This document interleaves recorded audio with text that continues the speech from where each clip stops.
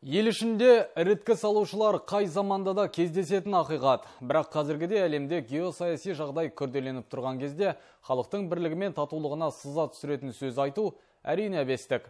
Оралдық бір топ тұрғынның Қазақстан туралы теріс пиғылды ойлары әлеуметтік желілерді шулатты. Осы мәселеге байланысты құқық қорғау органдары тергеу жүргізіп, айыпты жандарды ұстады. Бұл іске қатысы бар адамдарға сотқа дейінгі тергеу амалдары басталды.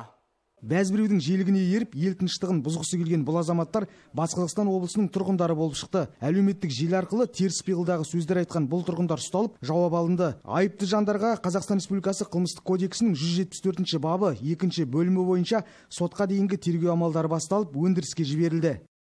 Мұндай жаза белгілі бір лауазымдарды атқару немесе белгілі бір қызметпен айналысу құқығынан 3 жылға дейінгі мерзімге айыра отырып, немесе онсыз 5 жылдан 10 жылға дейінгі мерзімге бас бостандығын айыру жазасы көзделген.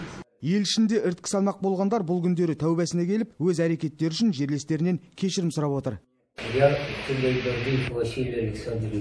Мен Төлепбердиев Василий Александрович, чат рулеткадағы арандатушының сөзін еріп жаза бастым. Осы қылығым үшін Қазақстан халқынан кешірім сұраймын. Біздің елде тыныштық пен татулық, осы байлықты бағалайық. Қателігім үшін тағы да кешірім сұраймын.